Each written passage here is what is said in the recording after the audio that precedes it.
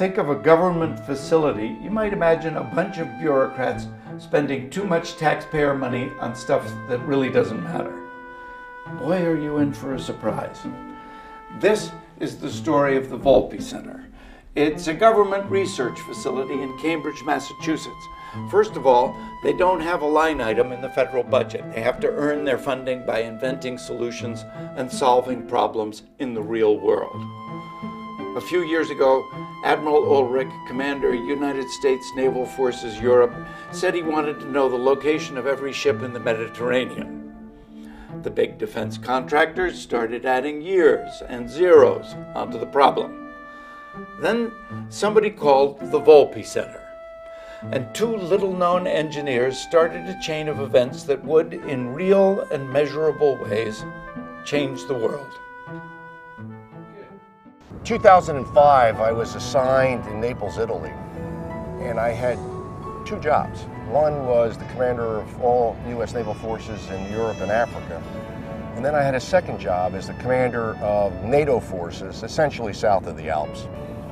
This whole project started in the summer of 2005 when we went to our combat center and we only saw about 60 ships, 70 ships in our entire area of responsibility. They were tracking 64 ships in the Mediterranean. So I asked them, well, how many ships are in the Mediterranean? They go, more than 64, we have no idea. And this had been bothering me, quite frankly, my entire career, my 35 years that I've been roaming the seas, is we never had a good idea where these ships were, where they came from, what they were carrying, where they were going. And in a post-9/11 world, it caused me concern that these ships were entering our harbors, like the harbor we have here at Boston, like this LNG carrier that's behind us.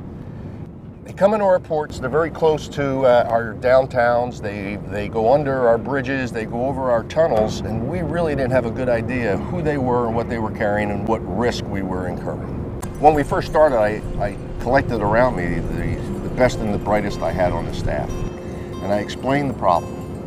And then I explained to them that we were going to solve the problem and we were going to do it in short order. My charge was to figure out how to do this at the lowest dollar value for the United States government. And when they came back, I was somewhat disappointed because they start talking to me in years and they start talking to me in tens of millions of dollars.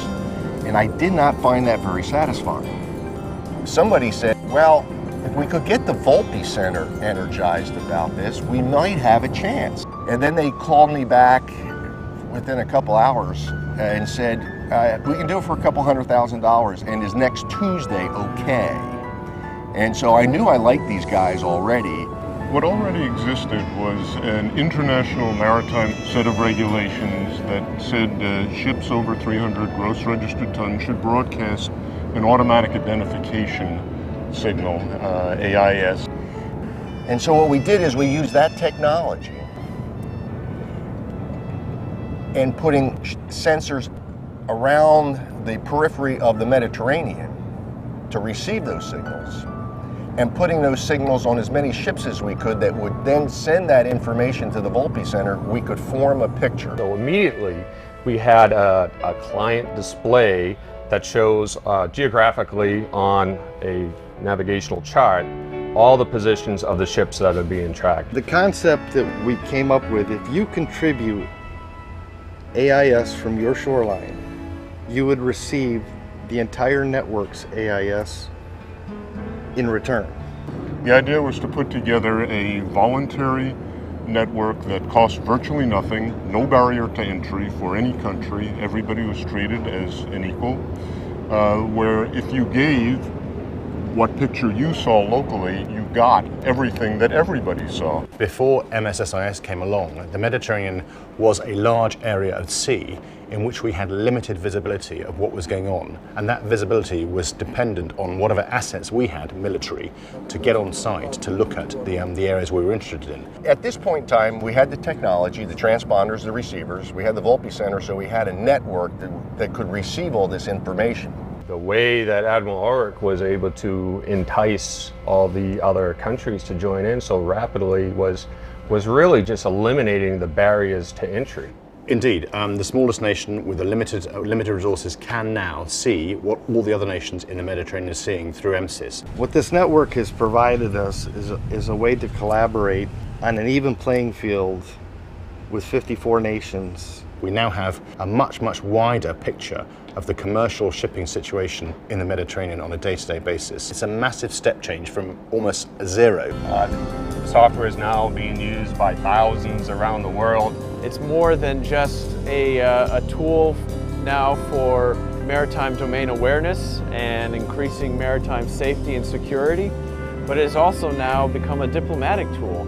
It's become a means to connect other nations with others that have similar goals, and that being maritime security and safety.